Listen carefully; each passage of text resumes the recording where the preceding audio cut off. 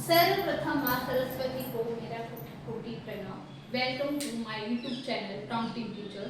मैं विद्या चौधरी क्लास 8 प्रश्नावली 2.2 को सॉल्व करने जा रही हूँ, जो कि हम थर्ड वाला क्वेश्चन तक पहुँच चुके हैं। इससे पहले भी मैंने ये बताई थी कि निम्न जो प्रश्नावली है यहाँ पर हमें सर्व समीकरण के माध्यम से हम इसे सॉल्व करेंगे।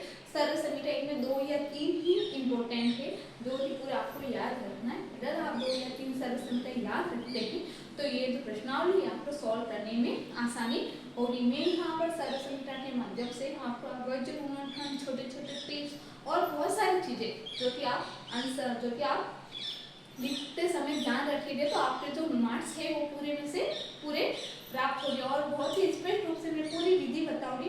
कई बार क्या होता है कि मैं आपको समझाती हूँ, आपको समझ में तो आ जाता है, लेकिन आप उसे लिखना कैसे है हम वो नहीं लिख पाते, तो फिर क्या होता है 4 नंबर के मार्क्स होते। आप अगर सॉल्व जो करते हैं वो सही से करते, लेकिन आपको कहाँ क्या लगाना है वो अगर आपको नहीं आता तो आपके मार्क्स जो होते वो कट जाते। तो मैं पूरी विधि के साथ में आपको बताऊंगी कि आपको कैसे करना है। तो चलो चलते हैं।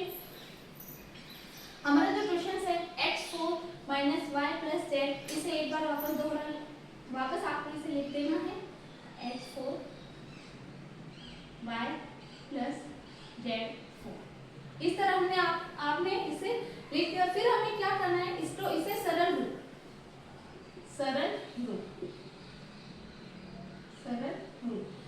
रूप में हमें क्या करना है, x4 है और हम जो सरल समीकरण जानते हैं, देखो नोट सर्व समीकरण हम जो जानते हैं वो कुछ इस तरह है। a² - b² जब सॉल्व होगी तो a + b और a - b होगी। क्या इसी तरह होगी? यस, हाँ। तो हमें यहाँ पर स्क्वायर लाना जरूरी है, तभी हम ये सर्व समीकरण इसे यूज कर सकते हैं। हम इसे स्क्वायर लाने के लिए मैं एक बार आपको इस तरह समझा देना चाहती हूँ। अगर किसी संख्या को x गुना इस तरह लिखे तो क्या हमारा आंसर x4 वापस आ सकता है? देख सकते हैं। तो क्या हम इसे x² का स्क्वायर लिख सकते हैं? हाँ, तो हम इसे कुछ इस तरह लिख सकते हैं।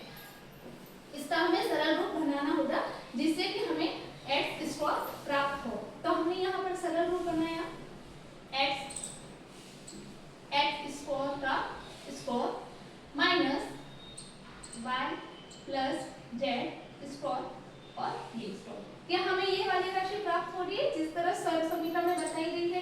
तो सेम आप लगाएं। हमारा a² है तो x² है, b² है तो y + z²।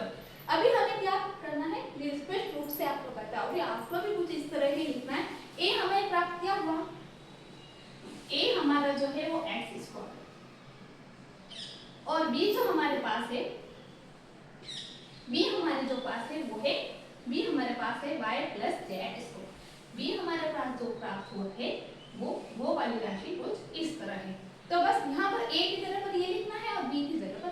तो क्वेश्चन तो कुछ इस तरह था, लेकिन अब जब इसे सॉल्व किया तो अब ये वाली इस तरह गुणनखंड प्राप्त हुआ और हमें पूछा भी है कि हमें गुणनखंड करना है।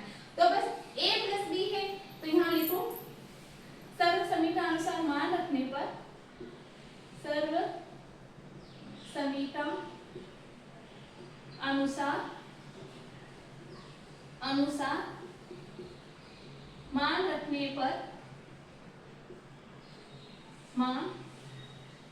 इस तरह आपको भी विधिपूर्वक लिखना है। जब हमने सर्व समीकरण अनुसार जो मान रखा, यहाँ पर आप देख सकते हैं a + b है तो हमारा a जो है क्या है, x²। एक बार प्लस में लिखना है a² + y + z²। बस हो गया है। ये z जो है वो एक बार मैं आपको वापस इस तरह आपको कोष्ठक बड़ा करना है। a + b है तो x² + y + z। इस तरह हमने a + b को तो लिख दिया, देखो प्लस आ गया a+। अब हमें a - b लिखना है, तो आप ऐसा बड़ा कोष्ठक कर दो। a हमारा क्या है, x²। अब हमें क्या करना है, माइनस लगाना। -b का मान क्या है, y प्लस जेड स्क्वायर। आप देख सकते हैं हमें जो नया समीकरण मिला, यहाँ लिख दो नया समीकरण, नया समीकरण।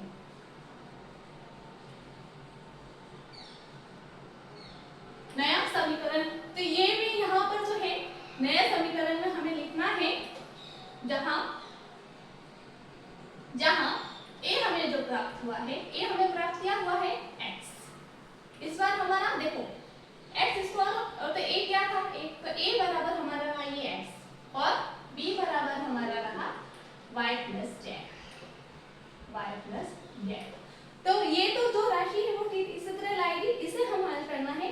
तो a प्लस b हम इसी तरह लिख सकते हैं। a हमारा प्राप्त हुआ है x plus y plus Z, ठीक हो गया। फिर हमें माइनस में लिखना a माइनस b, तो a हमारा प्राप्त हुआ है x minus y plus Z, बस हो गया। अब इसे और खोल लेना है आपको, x प्लस पृष्ठ के बाहर माइनस प्लस है, तो हमारे इसमें चिन्ह नहीं बदलेंगे। यहाँ पर कुछ आपको मेन पॉइंट आपको यहाँ देखना है, x पृष्ठ के बाहर माइनस है तो माइनस प्लस माइनस, y पृष्ठ के बाहर माइनस है तो माइनस माइनस प्लस माइनस। तो इसे जब हल किया तो हमारा आंसर एक प्लस में और ये माइनस में आया, और हमारी जो ये राशि थी इसे हमें इसी तरह लिखना है। आप कुछ इस तरह में चाहे तो कर सकते हैं, x square plus y plus Z square. तो हमारा जो आंसर आया है ये वाला आया, ये वाला हमारा आंसर है।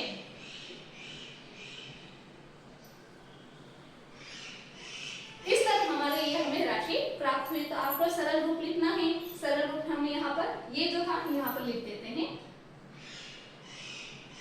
x square minus y plus Z square.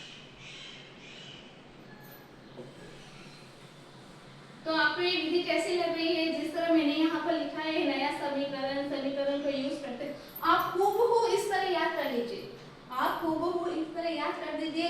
इस तरह नोट लिखिए, सरल रूप लिखिए, सर्व समीकरण को आप विस्तार से बताइए। आपने a का मान क्या रखा वो भी आप बताइए, b का मान आपने क्या रखा वो भी बताइए। फिर यहाँ पर भी हमने a का मान क्या रखा वो भी आपको बताना है और b का मान भी आपको बताना है। और लास्ट में जब आंसर आता है तो इस तरह उसे अंडर रूट कर देना। मैं गारंटी के साथ मैं कह सकती हूँ कि आपके आगे में 4 नंबर के मार्क्स हो गए तो 4 में से 4 ही आएंगे, 1 नंबर भी नहीं कटेगा। दावे के साथ मैं कह सकती हूँ कि मेरे साथ में कुछ इसी तरह हुआ था। हमारे जो सर थे बहुत ही अच्छे से समझाते थे और विधि है इसी तरह समझाते थे, इसी तरह पूरी लिख के बताते थे। हाँ टाइम जरूर लगता था लेकिन वो उस टाइम का पढ़ाया हुआ मुझे आज भी याद है। तो मैं भी चाहती हूँ तो आपको एग्जाम तक याद है और विधि पूर्वक लिखे। कभी क्या होता है कि बहुत सारे ऐसे टॉपर बच्चे होते हैं जिन्हें विधि पूरी आती है लेकिन लिखने का तरीका नहीं आता।